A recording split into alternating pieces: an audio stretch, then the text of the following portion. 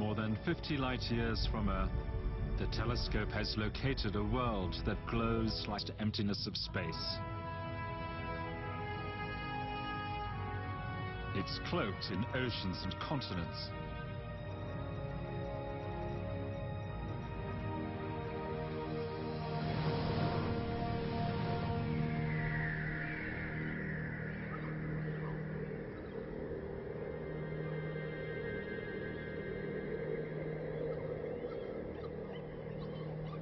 This is a truly alien world.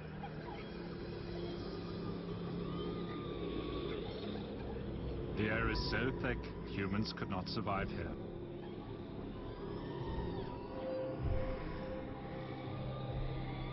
And it's home to giants.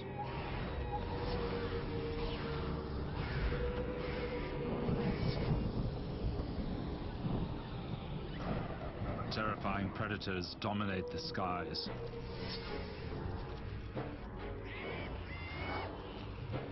Fantasy? Think again. Scientists believe we could find a world like this within 10 years. And they're preparing now for what we may find.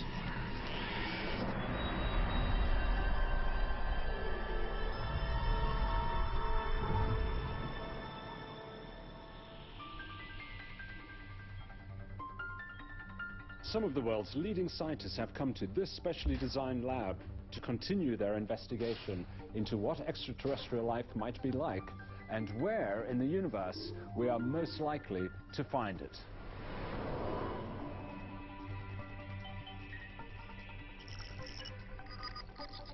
All are world's leaders in the fields of astronomy, astrophysics, biology, and biomechanics. And all share one vision, that we are not alone. Many things about this environment are going to be strange by our standards. This is the century for the discovery of extraterrestrial life. We have new programs looking for remote planets. We have new search strategies. We have new experiments being carried out on Earth. It's an incredibly exciting time to be here. In preparation for what we might find, the scientists gathered here have begun to investigate which worlds are most likely to sustain life. They've designed life forms that could survive on an alien planet.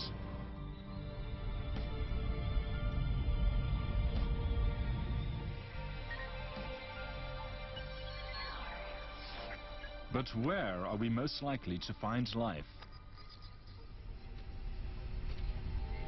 This is our galaxy, the Milky Way, home to 100 billion stars and at least as many planets. Earth is in this cluster of stars over here, and it's in a nearby region of the galaxy called Cygnus that our experts believe we're most likely to find life first.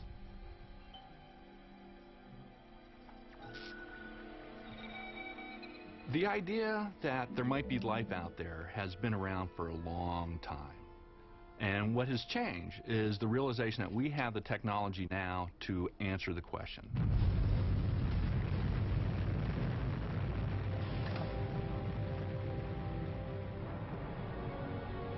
Over the next 10 years, a new generation of telescopes will be launched into space. More powerful than any before, they'll peer into the Cygnus constellation.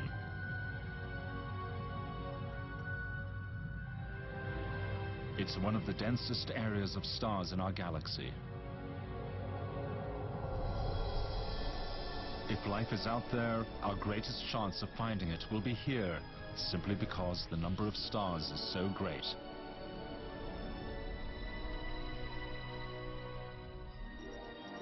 To narrow down the search, the scientists have decided to investigate a very common configuration in our galaxy: twin stars.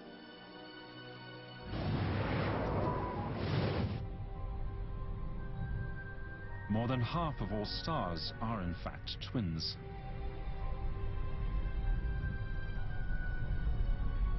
Previously, astronomers thought twins were too unstable to let planets orbit around them.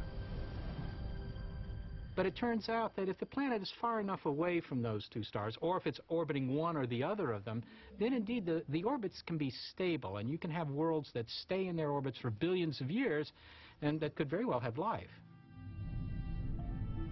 This recent discovery has opened up a vast opportunity for life in the universe.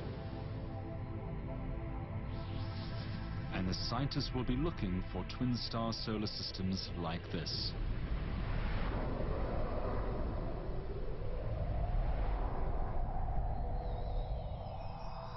More than 50 light years from Earth, a star orbits with its twin. And orbiting around the two suns is a gas giant.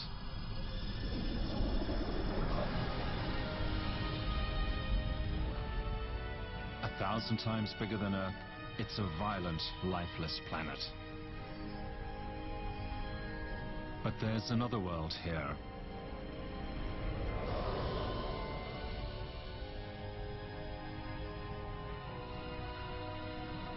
Orbiting around the gas giant is a moon.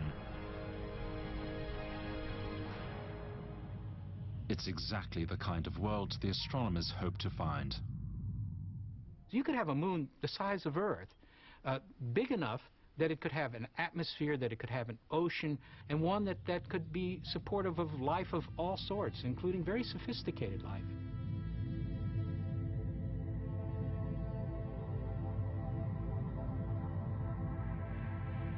Could this be a place where life might exist? And if so, what would it look like?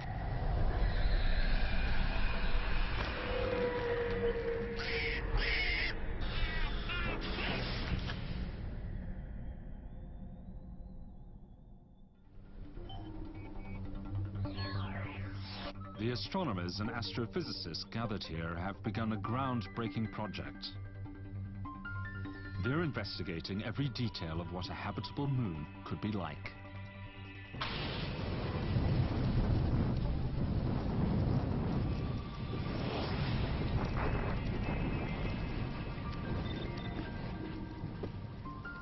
A new world is coming to life.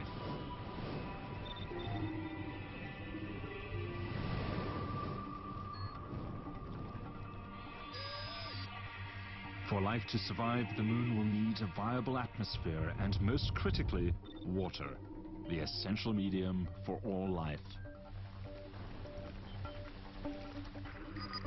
If the moon is large enough, if it's geologically active, so it can recycle gases like carbon dioxide into its atmosphere through volcanoes, for instance, then it's quite possible that a moon like this could have a viable atmosphere. All the parameters the scientists explored showed the moon could sustain life. Potential of saying, well, this variation might tell us that there's a blue moon there, and in fact we might be dealing with potentially a habitable planet. The scientists named it the Blue Moon. They decided to model it with a dense atmosphere, a scenario they believe could be very common in the universe. As far as the blue moon goes, it has 3 times the atmospheric density as the Earth has. This pressurized air will make levels of oxygen and carbon dioxide much higher. The oxygen level is about 30%. Oxygen feeds fires like nothing else. At these levels, it will push Blue Moon's atmosphere to the brink of spontaneous combustion. Fires here will be frequent. The Blue Moon will be a world on the edge. One person goes out without a spacesuit. They're back within a minute. Their description is terrifying. It's an immense pressure. They can hardly breathe. It's hot, it's clammy, and they feel as if they're being pushed down by the most extraordinary weight. It's nothing like the Earth at all.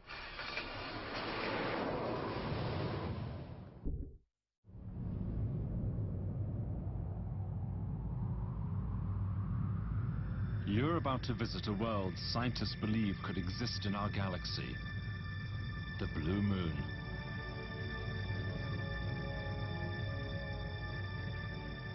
It's got blue seas, it's got clouds in the atmosphere. And the continents are cloaked with something, maybe some strangely coloured vegetation. I'd love to see a world like that.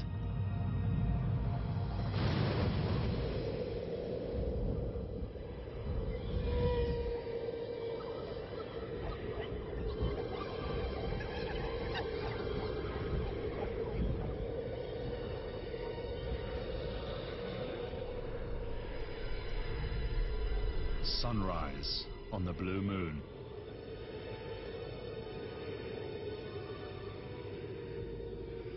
Giant forests more than a kilometer high dominate the landscape.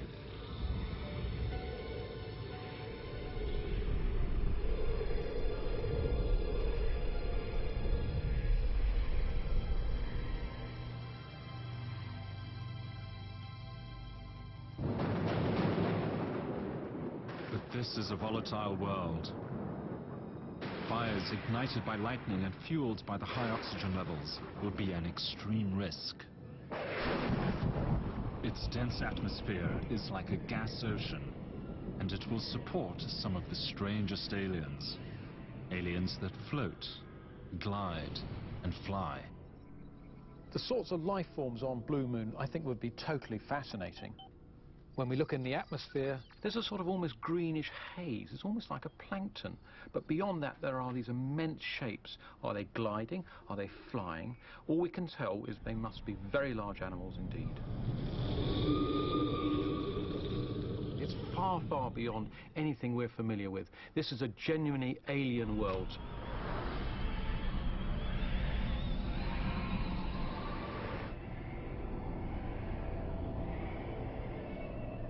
The pagoda forest is the setting for an extraordinary story of how extraterrestrial life could survive in an extreme world. Fields of strange floating plants fill breaks in the pagoda's dense canopy. It's the territory of deadly predators the size of eagles, the stalkers.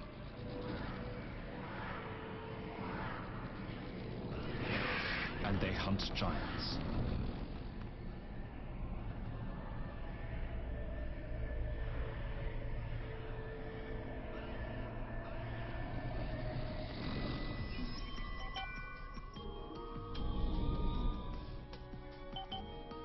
Blue Moon's life forms have been created by some of the world's leading biologists and biomechanists. There's a sort of predictability to life on Earth which surely we can extrapolate across the galaxy. And even at this stage we can predict the sorts of organisms will be adapted for living in this thick, viscous atmosphere. Everything about these aliens has been scientifically calculated. From the dimension of their wings, how they might see, to how they could interact with each other on this strange world. Because if you find those, then at least you know there's life there. There are wonderful opportunities for flight here. If you've got denser air, heavier air, it's going to be easier for big things to fly on the Blue Moon. Amazingly big things.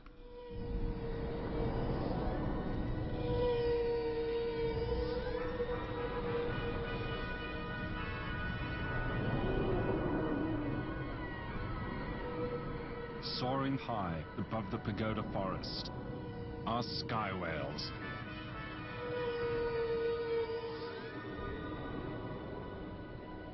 With a wingspan of more than 10 meters, they're the Blue Moon's largest flying creatures.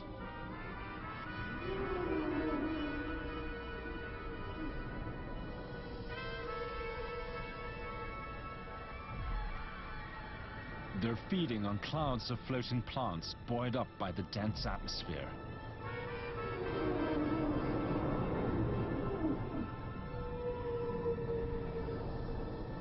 The likelihood of sky whales seems very high. They ought to exist. So on the Blue Moon, we have animals which originally were swimming in the oceans. But because the atmosphere in Blue Moon is so thick, one can imagine something swimming in the ocean to flying in the atmosphere, effectively as a single transition. It's opening new eyes to the way in which evolution can happen on alien planets.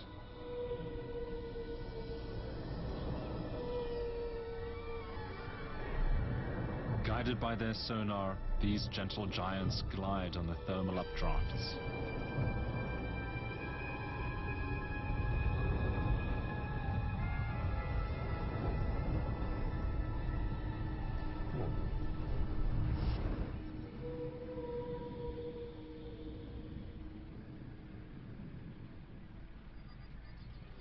What a magnificent beast this is. A sky whale weighs as much as a rhinoceros. That's 10 times larger than the largest thing that has ever flown on Earth, a pterosaur. At the time of the dinosaurs, we had in the sky gigantic flying reptiles. Why was that? Well, one of the best explanations is that the levels of atmospheric oxygen were substantially higher than they are today. There was basically more energy available. These things could get to gigantic size. And so when we go to other planets with similarly high levels of oxygen and also a much thicker atmosphere, not only will those animals be bigger than we're familiar with, but much bigger. Oxygen levels are so high that creatures here will have 50% more muscle power than on Earth. This enables giants like the sky whales to spend their entire lives on the wing. It will also supercharge their main predator, the stalkers, giving them phenomenal flying power as they hunt a pod of whales.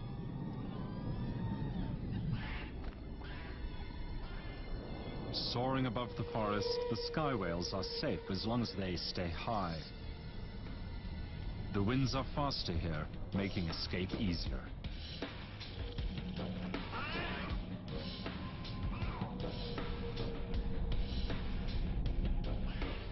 The scouts come from a colony of more than 300 stalkers, and they're hungry.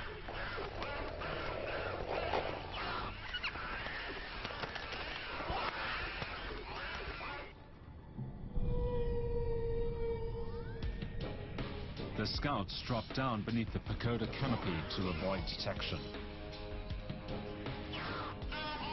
They're waiting for one of the sky whales to drop its guard so they can single it out for attack.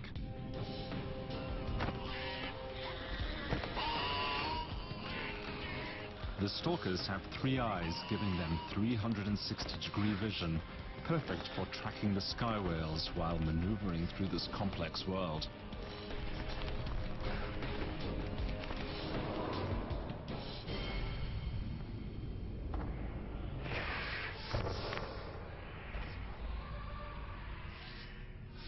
The Cape stalkers are faster, stronger, and more agile than anything on Earth. Scientists here have modeled their way of life on the social insects. One of the most successful social systems on Earth is one we find in bees and wasps, for example. You have a queen, but you also have workers and other members responsible for different tasks. Now, on Blue Moon, we could imagine something rather similar, but interestingly much larger, because remember, the atmosphere is denser and there's more oxygen. Animals like stalkers would be, in a sense, like giant hornets. They would be divided into a series of scouts looking for new opportunities. But there are also workers and the queen staying in the nest.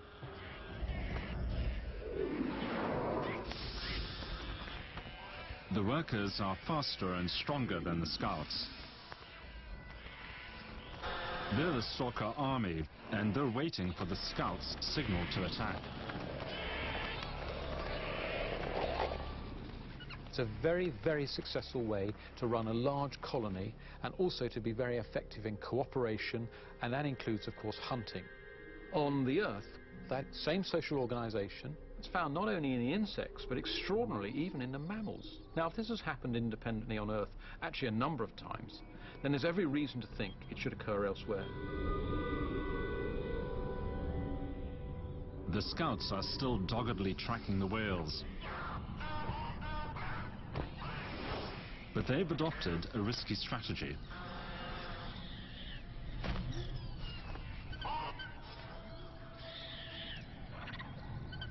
The pagoda understory is draped with a lethal veil of tentacles. It's the lair of ambush predators. The scouts must avoid touching anything down here.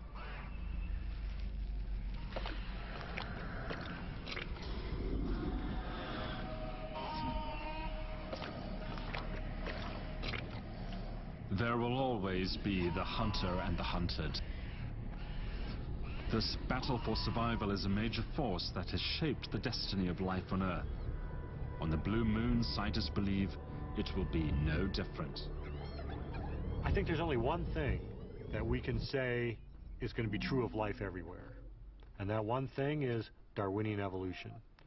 That is the insight that we have from Earth that I think is completely generalizable. Life everywhere will reproduce, mutate, followed by natural selection. That process, I think, is as universal as the laws of gravity and relativity. Life here is 6 billion years old. It's complex and well established. But how could life ever get started on an alien world like the Blue Moon? The answer comes from one of the biggest space discoveries in recent years.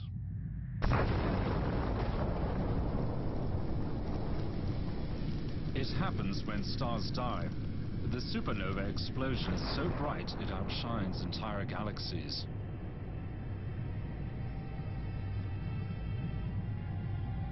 In its wake it leaves behind a nebula, a vast cloud of dust and gas tens of light years across. Inside, carbon and all the other elements for life are created. What's interesting about this dust is that it's rich in organic material. That's the stuff of life out there in space.